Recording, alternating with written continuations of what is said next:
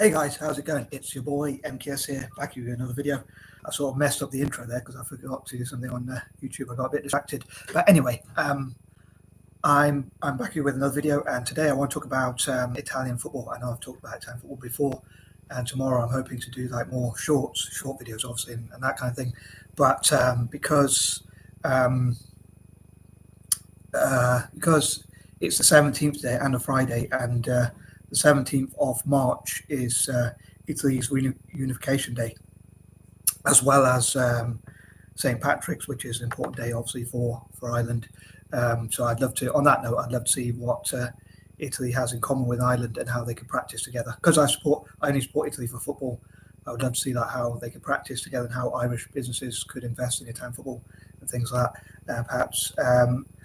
And again, how they can train together, especially at youth level. And also, I talked before about how Italy has a lot in common with France and other Mediterranean nations, especially France. So I'd love for them to practice together, especially at youth level. But this is really for anything that would benefit Italian football. And to an extent, well, whatever idea, but not all of them, but most of the ideas I cover for Italian football could also be covered for Celtic. So I forgot to edit the YouTube version as I'd like. But anyway, I'm here now, as I say, but yeah, I hope people who are fans of football will enjoy this video, especially Italian football fans. So I think that covers everything for the intro. I was going to do a different intro, but then I suddenly pressed record and then forgot about it. So anyway, here goes. So number one, I would love to bring together all those involved in Italian football, and I suppose Celtic on that note as well, to look into what's in the best interest of Italian football. So perhaps we could interview each other and talk, sometimes one-to-one and sometimes on Zoom and whatnot.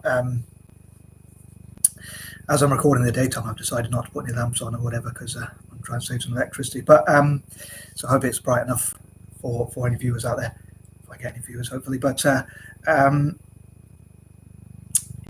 a bit stuck in two minds about like what ideas to share and what ideas not to share. I would love to go to Italy and Celtic, as I've mentioned before, and sometimes go with neurodiverse groups as well, to talk about what we could contribute to Italian football, and even Anglo-Indians and other Eurasian groups as well, which for some reason I put in speech marks, I don't know why, but some of my patterns. But yeah, so I'm wary about what ideas we should keep secret and what ideas we should openly share.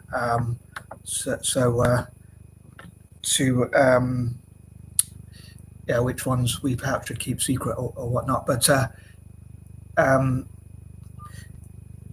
I say I'd love to connect together Italian football fans around the world, and sometimes we could interview each other one-to-one. Sometimes we could have group sessions on Zoom and things like that, and sometimes even meet up in person, hopefully in a safe environment, and hopefully find a way to keep the ideas top secret as well in many cases. So hopefully they'll only benefit Italian football pretty much, and Celtic, maybe to a smaller extent like France or Ireland or other Mediterranean nations, but mainly benefiting Italian football and Celtic. Basically, I'd love to bring together everyone involved in Italian football and including Celtic to collaborate together, basically, to put it as simply as possible. The FIGC and the Italian League, the FIGC being the Italian FA, and the Italian League, Serie A, and even grassroots levels, even schools, teachers, parents, and the wider society, as I often mentioned. So bringing the whole country together, as I hope to come to, and maybe even those from the diaspora. Again, I hope to come to that in more details. On that note, moving on, point two, I hope to look into what Italian football can learn. I know I often mention this one for number two, but for point number two, but as like if you start a new project, I think when you start something, you perhaps should expect to perhaps make mistakes and even fail from time to time. And when you start something new, so I often say like point number two is about learning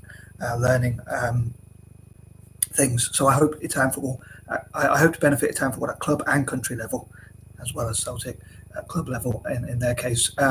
So I hope to look into all possible ways to benefit them, all possible ways, for instance, they could bring money into the club. So I dream for Italian football at club and country level, and again to extend Celtic in brackets, to look at what they can learn from other club teams and country teams, national teams basically, and so what they can learn for club and country from other football teams and other sports teams generally, and also, as I often say, like from the wider world, like from business, e.g. how to encourage investment and things like that. So look at all the things they could learn. Number three, also all the ways they could legally bring money into Italian football, and maybe use football to cut crime and to promote things like libertarianism and things like that. And look at like how to provide footballs and opportunities, free opportunities for young Italians, and again young Celts, in brackets, to practice playing football as much as possible. Number four, as part of this, is it could be like spaces and places for sports, in this case football, for both Italy and for Celtic, and also or places and spaces for to play and to practice. So I hope, in other words, I hope to encourage organisations. A bit of a difficult one, because like the BDS campaign, boycott, divestment and sanctions campaign, which is going on for those who support. Well, I suppose it's for those who support Israel, who use the money for weapons. And I try and be as neutral as possible. So I'm going into a difficult area here, but I think it'd be cool if FIFA and UEFA looked at how they could make peace. And again, I know I mentioned this recently, but hopefully I've not been too repetitive on this idea itself. But so they could say, instead of investing in war, they invest in peace. So football could be used for peace, which reminds me of the biblical teaching. Not that I'm hugely religious, but it does remind me of the biblical teaching: swords into plowshares. But in this case, investing in football instead of wars and violence and stuff like that. So how football could be used to tackle violence and things like that, and stand for good ethics. And these companies, instead of investing in weaponry or wars generally, I don't want to single out one country or any particular country or countries. I want to say wars generally. I believe we shouldn't arm Hamas or any other group. So I want to be careful what I say without offending anyone. But instead, like if McDonald's or even Marks and Spencer and others, even BlackRock and all that kind of thing, is said, we're not going to invest in war anymore, or we're not going to invest in weapons.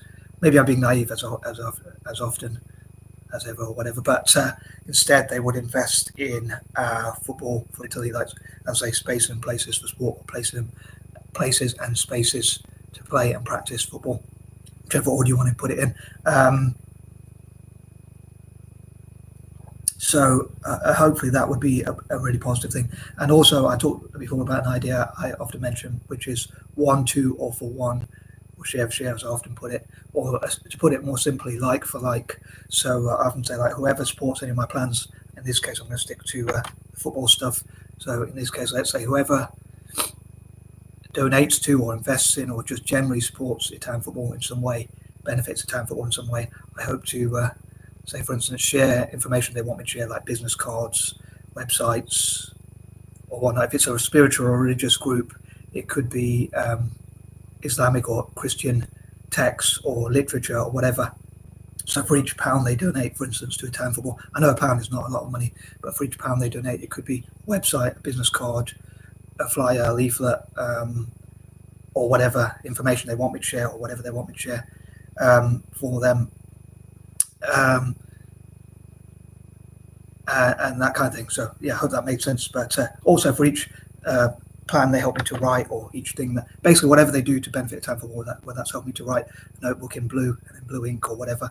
Number 5, I hope Italians will practice football as much as possible and plan and prioritize that is football as much as possible in schools, parks, and all sorts of things like that. So I hope the government, politicians, and whatnot, and whoever else, teachers, parents, and I'd say the wider society, works with the Italian FA and others to look into what they can do to benefit Italian football, and like prioritize and practice as much as possible.